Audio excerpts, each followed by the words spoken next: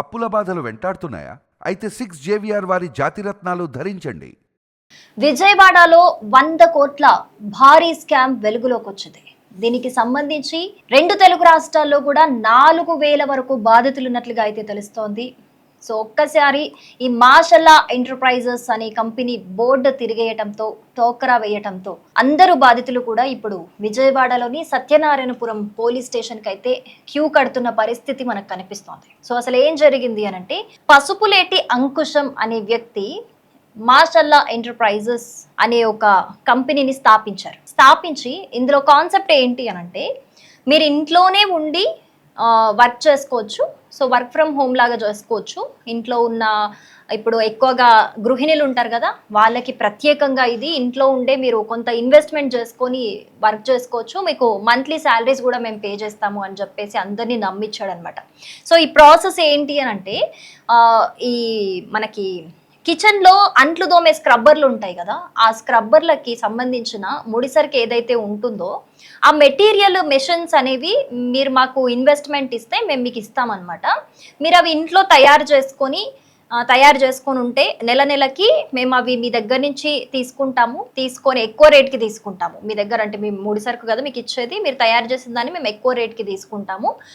So తీసుకున్న స్టాక్కి మేము మీకు శాలరీస్ ఇస్తాం మంత్లీ అని చెప్పి నమ్మబలికాడు. సో అందరూ కూడా ఇదేదో బాగుంది కదా, ఒక్కసారి ఇన్వెస్ట్మెంట్ చేసుకుంటే ఎస్పెషల్గా ఇంట్లో ఉన్న ఆడవాళ్ళకి చాలా మంచి అవకాశం కదా, అలాగే అని చెప్పేసి చాలా మంది ఇందులో 1,00,000 నుంచి 10 లక్షల వరకు అయితే ఇన్వెస్ట్మెంట్ చేయడం జరిగింది.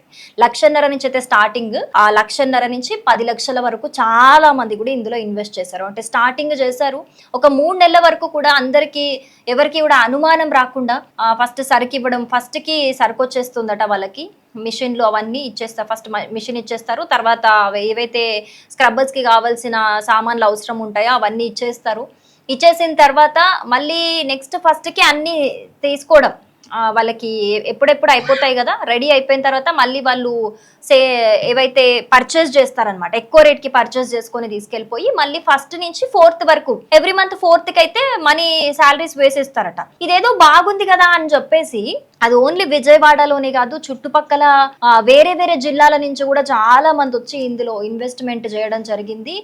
కడప నుంచి అయితే ఇంకా చాలా మంది 3.5 కోట్ల వరకు కూడా ఇందులో ఇన్వెస్ట్ చేసినట్లుగా అయితే మనకు తెలుస్తుంది.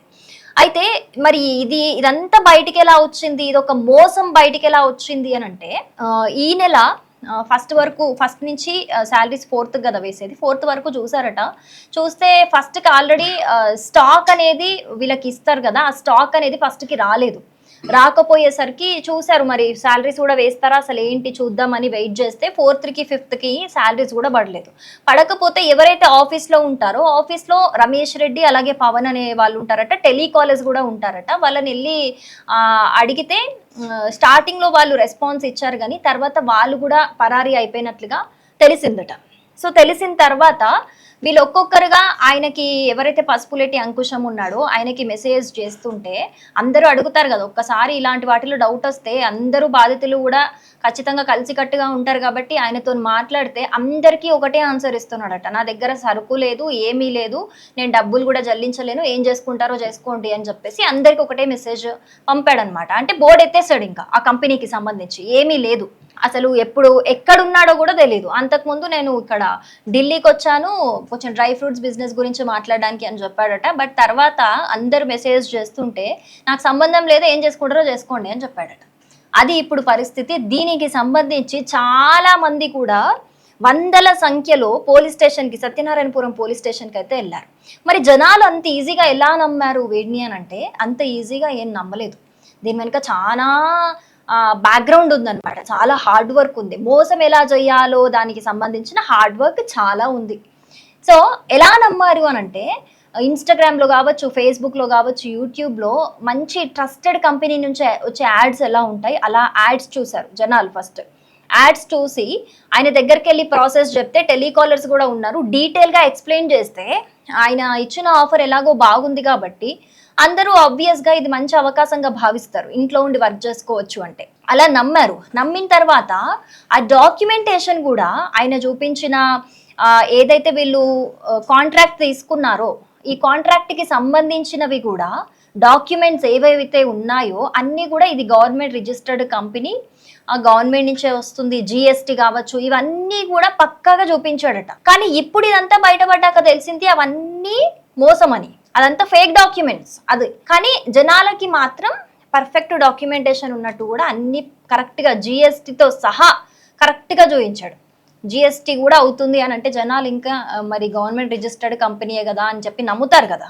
సో అలా నమ్మేశారు జనాలందరూ కూడా, నమ్మేశారు. చాలా మంది ఇన్వెస్ట్మెంట్ చేశారు. ఇంకొంతమంది అయితే 1,50,000 కాదు, 1,50,000 ఇన్వెస్ట్మెంట్ అయినాక ఒక 2 నెలలు అయినాక ఇది బాగుంది కదా అని చెప్పేసి ఇంకా ఇంట్లో ఉన్న గోల్డ్ కూడా మొత్తం అమ్మేసుకొని ఇందులో ఇన్వెస్ట్ చేయడం జరిగింది 15 లక్షల వరకు. ఇదేదో బాగుంది కదా, మనకి ఇంకా ఎక్స్ట్రా ఇన్కమ్ వస్తుంది, మంచి పని ఉపాయం కదా అని చెప్పేసి చాలా మంది లక్షలకు ఇందులో ఇన్వెస్ట్మెంట్ చేస్తున్నారు. హైయెస్ట్ 3.5 కోట్ల వరకు కూడా ఇందులో ఇన్వెస్ట్మెంట్ చేయడం జరిగింది అని అంటే చూడండి, ఆ నమ్మించడానికి, మోసం చేయడానికి ఎంత హార్డ్ వర్క్ జరుగుంటుంది దాని వెనుక అనేది మనకి ఇక్కడ క్రిస్టల్ క్లియర్ గా అనేది అర్థమవుతుంది. అయితే ఇది ఇప్పుడు దీని మీద కేసు అయితే ఫైల్ చేశారు. ఆ పసుపులేటి అంకుశంని అయితే పట్టుకుంటామని చెప్తున్నారు.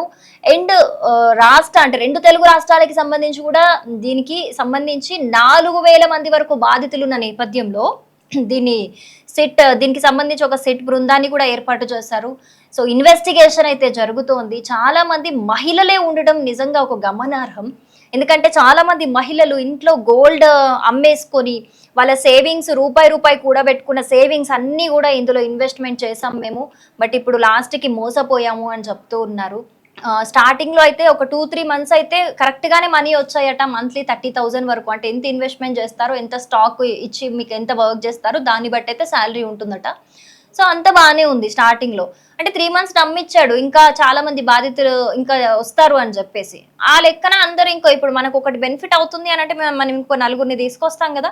సో ఆ లెక్కనే చాలా మంది ఇన్వెస్ట్ చేయడము, అమౌంట్ అంతా కూడా వచ్చాక ఒక 100 కోట్లు జమ చేసుకొని ఉడాయించడం కూడా జరిగిపోయిందనమాట.